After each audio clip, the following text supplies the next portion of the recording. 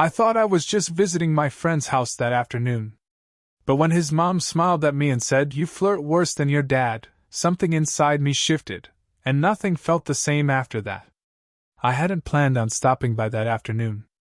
It was one of those casual decisions. I was already in the neighborhood, and I figured I'd check in on my friend. When I knocked on the familiar wooden door, though, he wasn't the one who answered. Instead, it was his mom. She opened the door with that easy smile of hers, the kind that always seemed to come naturally, as if she carried warmth in her pocket and could hand it out to anyone who needed it. She looked relaxed, dressed in a soft cardigan and jeans, her hair loosely tied back. But what caught me wasn't her clothes or even her smile.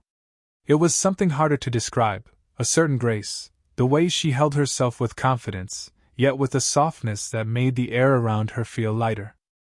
"Your friend isn't here right now," she said, her voice even calm, with that little upward lilt that always made people feel at ease. "But you're welcome to come in if you like." I hesitated, half turning as if to say I'd come back later. But then she stepped aside, the door opened wide, and the scent of her home, faintly floral with the grounding hint of brewed coffee, reached me. I nodded and stepped inside, suddenly aware of how quiet the house felt without my friend's usual noise filling it. We moved into the living room. She set aside a book she'd been reading, the corner of a page folded to mark her place. I glanced at it, catching the title of some classic novel, and for a moment it struck me that she had entire worlds she lived in, worlds I had never thought about before. To me, she had always been someone's mom, someone kind and welcoming. But now, standing there with her, it was different. I noticed her not just as part of the background of my friend's life, but as someone real, layered, with her own quiet gravity. She asked about me, the way she always did, but this time I felt her attention land differently. Her eyes, clear, steady, didn't just pass over me politely. They lingered. Listened. And in that silence between her words, I felt seen in a way that unsettled me just enough to notice. I sat down, the fabric of the couch sinking beneath me. She moved easily around the room, picking up a mug, straightening a cushion, her movements unhurried. There was something graceful about her, not in the way of trying to impress, but in the way of someone who had lived enough to carry herself with quiet certainty. And then it hit me. I was suddenly aware of her in a way I had never been before. The tilt of her head when she smiled, the faint line of concentration at the edge of her brow, even the sound of her laugh when she teased me about looking tired. It wasn't loud or forced. It was soft, genuine, and it stayed with me longer than it should have. That was the moment I realized this visit was going to be different. She moved toward the kitchen with that unhurried confidence, her steps light against the wooden floor. I followed, the air between us calm but charged with something I couldn't quite name. "Tea?" she asked over her shoulder, her tone casual, as though the offer was the most ordinary thing in the world.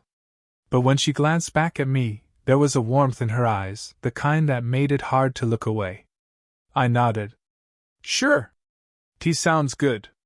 The kettle began its gentle hiss, the sound filling the quiet kitchen. I leaned against the counter while she moved gracefully, reaching for cups, pulling down a small tin of leaves. Her hands worked with a certain rhythm, practiced yet soft. The scent of something floral drifted into the air, lavender, maybe, with a touch of honey sweetness. I found myself watching her without meaning to, the way she pushed a strand of hair behind her ear, the slight crease of concentration at the corner of her mouth. These were small things, almost nothing, but they drew me in. We sat at the kitchen table, 2 cups steaming between us. The table was wooden, slightly worn at the edges, like it had been there for years of shared meals and late-night talks. She wrapped her hands around her mug, the rising steam softening her features. "So," she said, resting her chin in her hand, "how's school treating you these days?" I laughed lightly, looking down into my cup. "Stressful. Feels like everyone else knows where they're going in life, and I'm still just figuring it out." Her gaze stayed steady, thoughtful. "That doesn't surprise me. You've always been harder on yourself than anyone else would be." Her words landed deeper than I expected. I hadn't realized she noticed things like that. She wasn't just being polite, she was paying attention. "What about you?" I asked, shifting the focus back. "What you been reading?" She smiled, almost sheepishly, and reached for the book she'd left earlier on the counter. "An old favorite. Sometimes I find comfort in rereading things I already know. There's a steadiness to it." Her voice carried a softness that made me think she wasn't just talking about books. Maybe she was talking about life, about finding comfort in familiar patterns while everything else kept changing. I sipped my tea, the warmth settling in my chest. She looked at me over the rim of her cup, her eyes lingering a second too long. It wasn't bold or deliberate, it was gentle, questioning, almost like she was searching for something in me. The clinking of the porcelain cups, the low hum of the kettle cooling, the faint lavender taste on my tongue, everything felt heightened, sharper than usual. Our conversation wasn't dramatic or loud. It was simple. Yet in that simplicity, something quiet and powerful grew. By the time I set my cup down, I realized we'd been talking far longer than I'd meant to stay. And still, I didn't want to leave. The kitchen light was warm, a soft, golden glow against the gathering dusk outside. Our mugs sat mostly empty between us, the faint curl of steam long faded, yet neither of us moved to end the conversation. She was leaning on her elbow, chin balanced in her hand, eyes fixed on me with an attentiveness that was both comforting and unsettling. I had never been studied like that before, not by her. I tried to hold her gaze, but after a moment I laughed nervously and looked down at my hands. "You know," I said, fumbling for words, "it's strange talking like this. I don't think I've ever realized how easy you are to talk to." Her smile curved slowly, patient and knowing. "Strange in a good way?" "Yeah," I said too quickly. "Good." "Definitely good." I wanted to say more, to tell her what I noticed, the way her voice carried warmth that lingered, the way her eyes seemed to quiet the noise in my head. Instead, what slipped out was clumsy. "I mean, you're really kind. And beautiful too, I guess." The words tumbled awkwardly, not nearly as graceful as they sounded in my head. Heat rushed to my face as I realized how it must have come across. For a moment, silence. Then, laughter, not loud, not dismissive, but light and musical. The kind of laugh that softened my embarrassment rather than deepened it. She shook her head gently, her eyes narrowing with playful mischief. "You flirt worse than your dad," she said, her voice lilting, teasing. I froze. The sentence hung in the air like a delicate thread, shimmering, impossible to ignore. My breath caught somewhere in my chest. Her eyes locked onto mine, steady and unreadable for a second too long. Then, the faintest smirk tugged at her lips. She was teasing, yes, but beneath that tease was something else, something unspoken, something curious. "I wasn't," I stammered, tripping over my words. "I didn't mean it like, well, I mean I did, but—" Her laughter came again, softer this time, filling the quiet room. She reached for her cup, swirling what little tea remained, her gaze flicking back up at me with a glint that unsettled my chest. "Relax," she said, still smiling. "I'm just teasing." But the warmth in her voice betrayed a deeper layer. It wasn't just dismissal. It was acknowledgement. She had heard me, and though she disguised it in humor, I felt she hadn't rejected the thought. I leaned back in my chair, trying to steady the sudden rush in my chest. My palms tingled, and I became sharply aware of the distance and closeness across that small wooden table. Her smile lingered, softer now, her head tilted slightly as if she were still considering me. Not as her son's friend. Not as the boy who had wandered in unannounced. But as someone else entirely.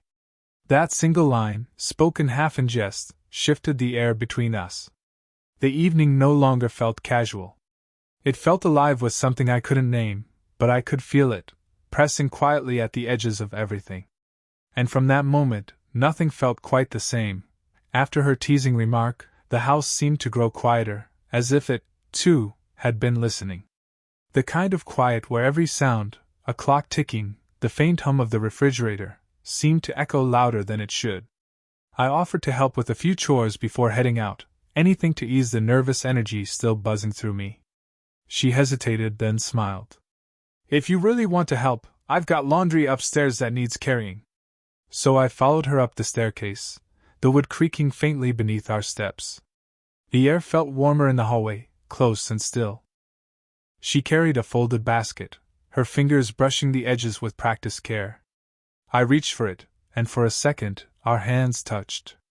Her skin was soft, cooler than mine, and though it was the smallest contact, it made my breath catch.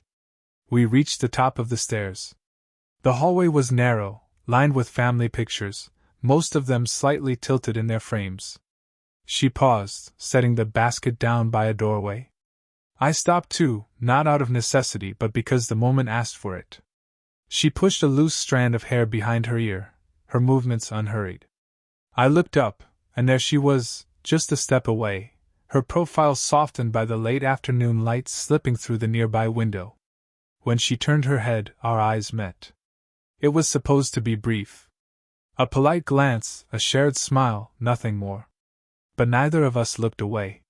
Her gaze held steady, warm yet searching, and it lingered longer than it should have. In that stillness, it felt like the air had thickened, as if the walls themselves were holding their breath. I noticed everything in sharper detail, the faint shimmer of her perfume, warm and elegant, drifting between us. The tiny lines at the corner of her eyes, not flaws but proof of laughter and time lived well. The way her lips parted slightly, as though she was on the edge of saying something but chose silence instead. And in that silence, my heart thudded heavier than it should have. I told myself to step back, to break the moment before it became something it shouldn't. But my body didn't listen. Instead, I stayed there, caught in the gravity of her presence. Her hand brushed lightly over the basket, but her eyes never left mine. Something unspoken passed between us, fragile yet undeniable. I felt it, she did too. Neither of us moved, and yet, everything inside me shifted. Then, with the smallest breath of a laugh, she looked away. Just enough to release the moment, to let it slip back into safety. Thank you for helping, she said softly, her voice steadier than I expected. I nodded, forcing a smile, though inside I was still caught in that lingering glance. A glance that had said more than either of us would dare to put into words. And as I followed her down the hallway, I knew that whatever thread had begun weaving between us, it was only growing tighter. By evening, the air had cooled, the last threads of sunlight stretching low across the porch. She suggested we sit outside for a while, her voice gentle, almost casual, but I sensed it was more than small talk. Maybe she needed the company as much as I needed the stillness. The wooden steps creaked softly beneath us as we sat down side by side. The porch carried that faint scent of wood warmed by the day, now cooling in the night air. Somewhere in the distance, crickets had begun their chorus, steady and low. She wrapped her arms loosely around herself, as if warding off a chill, though the air was still mild. For a long moment, we said nothing. It wasn't an uncomfortable silence, more like both of us waiting for the other to speak first. Finally, she exhaled, her voice quieter than before. This house feels different lately. I turned to her, curious. Different how? She gave a small shrug, her eyes fixed on the fading horizon. Quieter. Emptier sometimes. It's not bad, it just takes getting used to. There are days it feels like I'm living in a memory more than a home. Her words hung there, heavy yet vulnerable. I could see it in the way her shoulders sagged slightly, the way her gaze didn't quite meet mine. She wasn't saying it for sympathy. She was letting me see a part of her she usually kept tucked away. I swallowed, the lump in my throat unexpected. I think I get that. I mean, not in the same way. But I know what it feels like to not be sure where you belong. Or where you're going. Her eyes finally turned to me, steady and searching. For a second, I wondered if I had said too much. But she gave the faintest smile, as though my honesty had met hers halfway. You're harder on yourself than you realize, she murmured. You think you're supposed to have everything figured out by now. But trust me, most people don't. Her words sank deep, steadying something restless inside me. And then it happened, Small, quiet, almost nothing. Our hands, resting on the wooden step between us, brushed. Her fingertips grazed mine, feather-light, before settling just close enough that I could feel the warmth radiating from her skin. Neither of us pulled away. The contact was so simple, but it carried more weight than a dozen conversations. Her hand, steady and feminine, felt like an anchor. Mine, unsure, trembled slightly, though I hoped she couldn't tell. The silence that followed wasn't empty, it was full. Full of what we weren't saying, full of the shared breath between us. She let out a soft laugh, not mocking, but tender. Funny, isn't it? How sometimes the people you least expect end up being the easiest to talk to.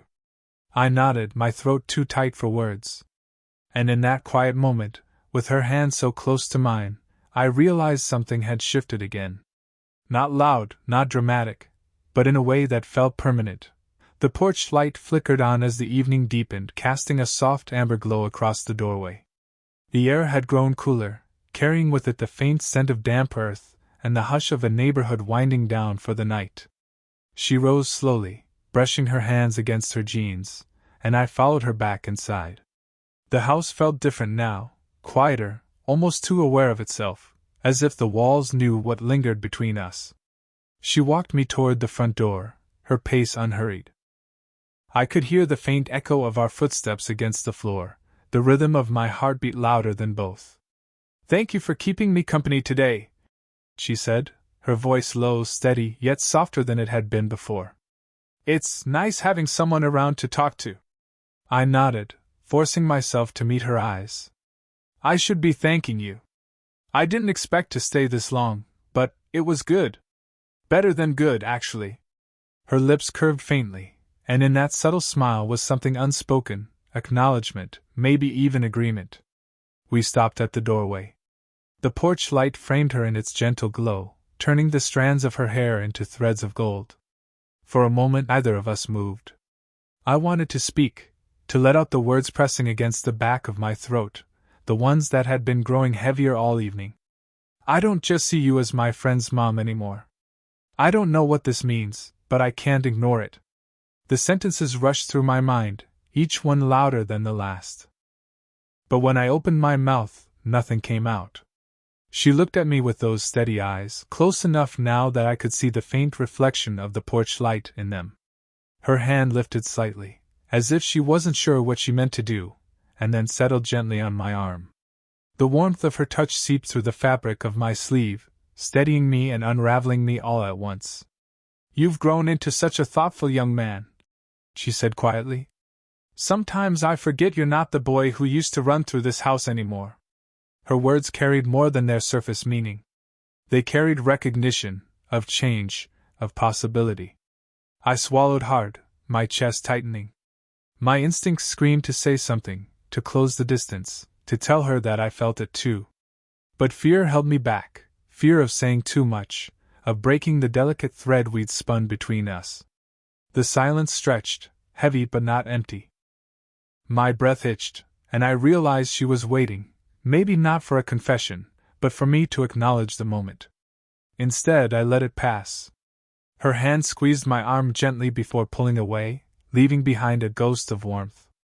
"Good night," she whispered, her smile tender but restrained. And just like that, the chance was gone. But the weight of what almost happened stayed with me, burning quietly in the space between my ribs. I stood there in the open doorway, the cool night air brushing against my skin while the soft glow of the porch light wrapped around us both. For a second, I wondered if I should say something more, anything to hold on to the weight of the moment. But before I could find words, she stepped closer. Her arms lifted gently, almost hesitantly, as though she was still deciding whether to follow through. And then she did. Her embrace was calm, steady, and so deeply human it caught me off guard. Her arms slipped around my shoulders, pulling me in just close enough that her cheek brushed against mine. I froze for half a second, then let myself melt into it. Her scent, warm, elegant, faintly floral, surrounded me.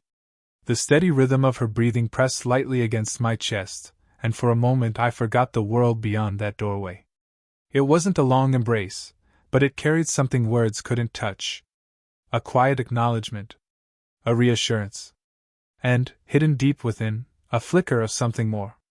When she drew back, her hands lingered briefly at my shoulders before falling away.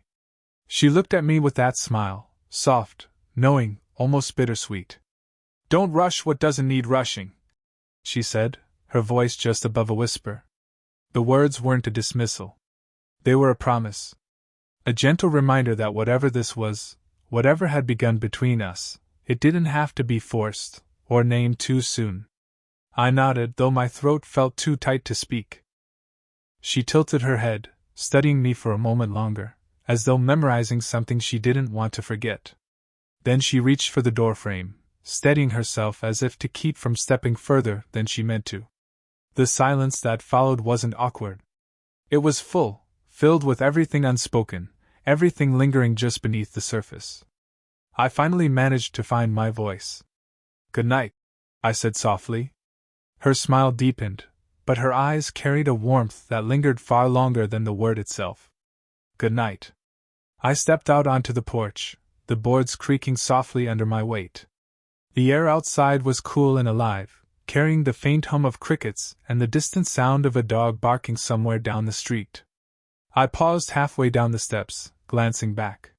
She was still standing in the doorway, one hand resting lightly against the frame. The porch light outlined her silhouette in gold. For a fleeting moment, it felt like the kind of image that stays with you, the kind that marks a beginning, even if it looks like an ending. I walked into the night, the cool air filling my lungs, my chest both heavy and strangely light. Something had shifted between us, something undeniable, something real. It hadn't been spoken aloud, but it didn't need to be. Because in her smile, in her words, in the lingering warmth of her embrace, I knew this was only the start.